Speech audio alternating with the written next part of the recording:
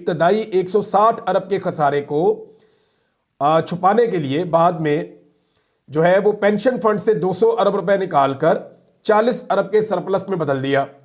ये भी आईएमएफ ने इस पर भी तशवीश का इजहार किया है।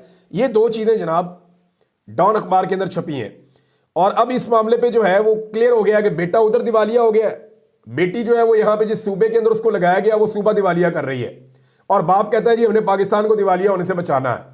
भाई अपने बेटे को तो दिवालिया होने से पहले आप बचा दे। अब सवाल ये पैदा होता है कि वो पैसा किधर गया जो इनके पास अरबों खरबों रुपया था, वो जायदादें कहां गई, वो पैसा कहां गया, वो सारे कारोबार कहां गए। ये तो कभी कारोबार में घाटा खाते ही नहीं है, ये कैसे दिवालिया हो गए। इसका बड़ा इंपैक्ट है। वो पूरी दुनिया के अंदर पाकिस्तान का मजाक बनेगा कि 3 दफा का वजीर आजम है, वो जिस शहर में रहता है वहां पे उसका बेटा जो है वो दिवालिया हो गया और ये दिवालिया जो है ये पाकिस्तान का मजाक होगा, ये इनका इखलाकी दिवालियापन है।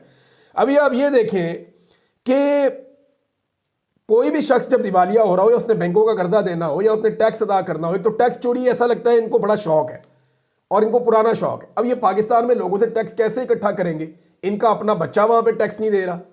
यानी आप बरतानिया में जहां पे आप रहते हैं, जो आपका मुल्क है, वहां पे आप टैक्स नहीं दे रहे, जहां पे आपके बच्चे शहरी हैं वहां पे आप टैक्स नहीं दे रहे।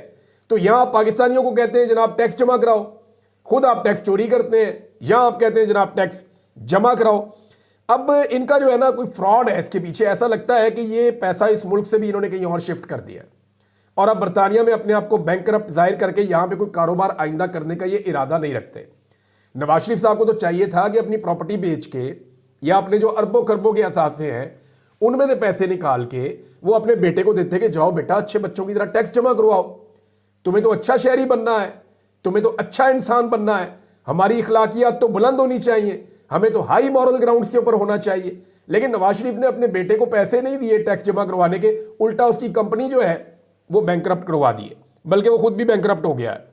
कोई गया गुजरा बंदा भी हो ना तो वो किसी ने बैंक के पैसे देने हो तो वो अपने रिश्तेदार मिलकर मदद कर देते हैं, लेकिन यहां किसी ने नहीं किया। तो जनाब पैसा दे के दिवालिया होने से भी नहीं बचाया और बिल्कुल वैसे ही छुपाया जैसे प्लेटलेस की तरह छुपाते हैं। और बरतानिया के सहाफ़ियों को मैंने आपको पहले बता दिया कि उनका इसके अंदर कोई रोल नहीं है, उन्होंने इसके अंदर किसी किस्म का कोई किरदार अदा नहीं किया।